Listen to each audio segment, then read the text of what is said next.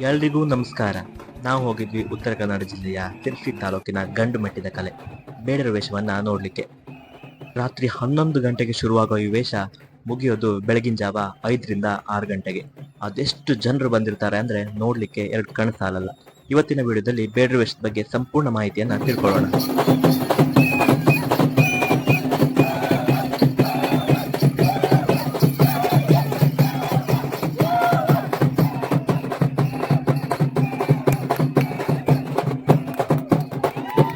ನಿಮ್ಗೆಲ್ರಿಗೂ ಗೊತ್ತಿರೋ ಹಾಗೆ ಉತ್ತರ ಕನ್ನಡದ ಸಿರ್ಸಿ ತಾಲೂಕು ಎರಡು ವಿಷಯಗಳಿಗೆ ತುಂಬಾ ಪ್ರಾಮುಖ್ಯತೆಯನ್ನ ಹೊಂದಿದೆ. ಒಂದು, ಅಲ್ಲಿ ನಡೆಯುವ ಸಿರ್ಸಿ ಮಾರಿಕಾಂಬಾ ಜಾತ್ರೆ. ಆ ಜಾತ್ರೆ ಭಾರತದಲ್ಲಿಯೇ ಅತಿ ದೊಡ್ಡ ಎರಡನೇ ಜಾತ್ರೆ ಆಗಿದೆ. ಹಾಗೆ ಅಲ್ಲಿ ನಡೆಯುವ ಬೇಡರ ವೇಷ. ಈ ವೇಷ ಕೂಡ ಭಾರತದಾದ್ಯಂತ ನಿಮ್ಗೆ ಎಲ್ಲೂ ಕೂಡ ನೋಡ್ಲಿಕ್ಕೆ ಸಿಗುವುದಿಲ್ಲ. ಅದು ಸಿರ್ಸಿಯಲ್ಲೇ 2 ವರ್ಷಗಳಿಗೊಮ್ಮೆ ನಿಮ್ಗೆ ನೋಡ್ಲಿಕ್ಕೆ ಸಿಗ್ತದೆ. ಈ ಬೇಡರ ವೇಷವನ್ನ ನಾವು ಕರ್ನಾಟಕದ ಒಂದು ಜಾನಪದ ಕಲೆಯಾಗಿ ಕೂಡ ವಿಂಗಡಿಸಬಹುದು. ಇನ್ನು ವೇಷದ ಕಡೆ ಬರೋದಾದ್ರೆ, ಬೆನ್ನಿಗೆ ಹೆಚ್ಚು ಕಮ್ಮಿ 10 ಕೆಜಿ ತೂಕದಷ್ಟು ನವಿಲುಗರಿ, ಹಾಗೆ ಕೆಂಪು ಬಣ್ಣದ ಬಟ್ಟೆ, ತಲೆಗೆ ಕಿರೀಟ, ಮುಖಕ್ಕೆ ಒಂದು ಕ್ರೌರ್ಯವಾದ ಬಣ್ಣ ಹಾಗೂ ಕಾಲಿಗೆ ಗೆಜ್ಜೆಯನ್ನು ಕೂಡ ಕಟ್ಟಿರ್ತಾರೆ. ಆ ವೇಷಧಾರಿ ಕುಣಿಯುತ್ತಾ ಕತ್ತಿಯನ್ನು ಜನರ ಗುಂಪಿಗೆ ಬೀಸಿದಾಗ ಯಾರಿಗಾದ್ರೂ ಒಮ್ಮೆ ಮೈ ನವಿರೇಳುವುದಂತೂ ನಿಜ. ನನಗೂ ಹಾಗೆ ಆಯ್ತು.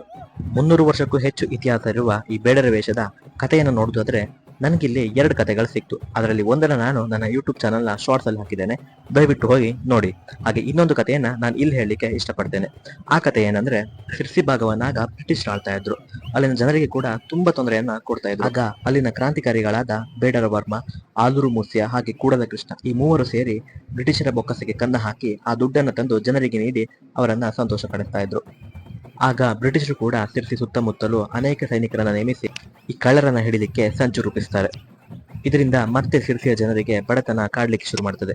ಆಗ ಈ ಮೂವರು ಸೇರಿ ಒಂದು ಸಂಚನ್ನ ರೂಪಿಸ್ತಾರೆ. ಹೇಗಿದ್ರು ಆ ಮನುಷ್ಯರ ಕಷ್ಟಗಳಿಗೆ ಪರಿಹಾರ ರೂಪಿಸಲು ದೇವರಿಂದ ಮಾತ್ರ ಸಾಧ್ಯ. ಹಾಗಾಗಿ ಹಾನ್ಗಲ್ನಲ್ಲಿ ಜಾತ್ರೆ ನಡೀತಾ ಇದೆ. ಅಲ್ಲಿ ಹೋಗಿ ಆ ದೇವಿಗೆ ಹಾಕಿರುವ ಆಭರಣಗಳನ್ನೆಲ್ಲ ಕದ್ದು ನಮ್ಮ ಜನರಿಗೆ ಕೊಡುವುದಾಗಿ ಇವರು ಯೋಚನೆ ಮಾಡ್ತಾರೆ. ಹಾನ್ಗಲ್ಗೆ ಹೋದ ಇವರು ಬಂಗಾರ ಅಂತ ತಿಳಿದು ದೇವಿ ವಿಗ್ರಹವನ್ನ ಕದ್ಕೊಂಡು ಬರ್ತಾರೆ. ಇನ್ನೇನು ದೇವರಿದ್ದ ಆ ಪೆಟ್ಟಿಗೆಯನ್ನ ಓಪನ್ ಮಾಡಬೇಕು. ಅಷ್ಟರಲ್ಲಿ ಅಲ್ಲಿಗೆ ತುಂಬಾ ಜನರು ಬರುವುದನ್ನು ನೋಡಿ ಇವರು ಆ ಪೆಟ್ಟಿಗೆಯನ್ನ ಅಲ್ಲೇ ಬಿಟ್ಟು 3 ಜನ 3 ದಿಕ್ಕಿಗೆ ಓಡಿ ಹೋಗ್ತಾರೆ. ಆಗ ಅಲ್ಲಿನ ಜನ ಆ ಪೆಟ್ಟಿಗೆಯನ್ನ ರಾಜನ ಬಳಿ ತಗೊಂಡು ಹೋಗ್ತಾರೆ. ಆಗ ರಾಜ ಆ ಪೆಟ್ಟಿಗೆಯನ್ನ ತೆಗೆದು ನೋಡಿದಾಗ ಅಲ್ಲಿ ಅವನಿಗೆ ದೇವರ ವಿಗ್ರಹ ಕಾಣ್ತದೆ. ಆಕಸ್ಮಿಕ ಎಂಬಂತೆ 3 ದಿನದ ಹಿಂದೆ ಅಷ್ಟೇ ರಾಜನ ಕನಸಿನಲ್ಲಿ ಒಂದು ವಾಣಿ ಬಂದು, ಇನ್ನೇನು ಆನಂದನ ಮಾರಿಕಾಂಬ ದೇವಿ ನಿಮ್ಮ ಊರಿಗೆ ಬರಲಿದ್ದಾರೆ, ಅವರನ್ನ ನೀವು ಸಿರ್ಸಿಯಲ್ಲಿ ಸ್ಥಾಪನೆ ಮಾಡಬೇಕು ಅಂತ ಹೇಳಿರ್ತದೆ. ಆಗ ರಾಜ ಇದೇ ದೇವರು ನನ್ನ ಕನಸಲ್ಲಿ ಬಂದದ್ದು ಅಂತ ಭಾವಿಸಿ ಆ ಮಾರಿಕಾಂಬ ದೇವಿಯನ್ನ ಸಿರ್ಸಿಯಲ್ಲಿ ಸ್ಥಾಪಿಸ್ತಾನೆ. ಈಗ ನಾವು ಸಿರ್ಸಿಯಲ್ಲಿ ಅದೇ ದೇವಸ್ಥಾನವನ್ನ ನೋಡಬಹುದು. ಸಿರ್ಸಿ ಮಾರಿಕಾಂಬೆಯಾಗಿ ಅಲ್ಲಿನ ಜನರ ಮೈ ಮನಗಳಲ್ಲಿ ಆಕೆ ನೆಲೆಸಿರ್ತಾಳೆ. ಆ ಕ್ರಾಂತಿಕಾರಿಗಳಲ್ಲಿ ಒಬ್ಬನಾದ ಬೇಡರ ವರ್ಮ ಎಂಬುವನು ದಾರಿ ಸಿಗದೆ ಕಾಡಿಗೆ ಹೋಗಿ ನೆಲೆಸ್ತಾನೆ. ಕಾಡಿನಲ್ಲಿ ವಾಸ ಮಾಡ್ತಿದ್ದ ಈ ಬೇಡರ ವರ್ಮ ಮತ್ತೆ ರಾಜರ ಬೊಕ್ಕಸಕ್ಕೆ ಕನ್ನ ಹಾಕಿ ಅಲ್ಲಿನ ಜನರಿಗೆ ಸಹಾಯ ಮಾಡಲು ಮುಂದಾಗ್ತಾನೆ. ಅದೇ ಕಾಡಿನಲ್ಲಿ ವಾಸ ಮಾಡ್ತಿದ್ದ ಬೋಳಮ್ಮ ಎಂಬ ಒಬ್ಬ ಆಕೆಯ ಮನೆಯಲ್ಲಿ ಈತ ಆಶ್ರಯವನ್ನ ಪಡಿತಾನೆ. ಆಗ ರಾಜನಿಗೆ ಗೂಢಚಾರಿಗಳ ಮೂಲಕ ತಿಳಿಯುವುದೇನೆಂದ್ರೆ ಈತ ಬೋಳಮ್ಮನ ಮನೆಯಲ್ಲಿ ಆಶ್ರಯ ಪಡಿತಿದ್ದಾನೆ ಅಂತ. ಆಗ ರಾಜ ಸೈನಿಕರ ಮೂಲಕವಾಗಿ ಬೋಳಮ್ಮನಿಗೆ ಆತನ ಊಟದಲ್ಲಿ ವಿಷ ಬೆರೆಸುವಂತೆ ಹೇಳಿ ಆತನಿಗೆ ವಿಷ ಬೆರೆಸಿ ಊಟವನ್ನ ಕೊಡ್ತಾಳೆ. ಆಗ ಸೈನಿಕರು ಆತನನ್ನ ಹಗ್ಗದಿಂದ ಕಟ್ಟಿ ತಮಟೆ ಶಬ್ದ ಸಹಿತ ಆತನನ್ನ ಎಳ್ಕೊಂಡು ಹೋಗ್ತಿರ್ಬೇಕಾದ್ರೆ ಬೋಳಮ್ಮ ಕೂಡ ಬಾಯ್ ಬಡಿದುಕೊಳ್ಳುತ್ತಾ, ಈತನಿಗೆ ವಿಷ ಬೆರೆಸಿದ್ದು ನಾನೇ ಅಂತ ಗೊತ್ತಾಯ್ತು, ಇನ್ನು ಈತನನ್ನು ಉಳಿಸುವುದಿಲ್ಲ, ಆತನನ್ನ ಉಳಿಸಬೇಡಿ ಅಂತ ಬಾಯ್ ಬಡಿದುಕೊಳ್ಳುತ್ತಾ ಓಡುತ್ತಿರ್ತಾಳೆ.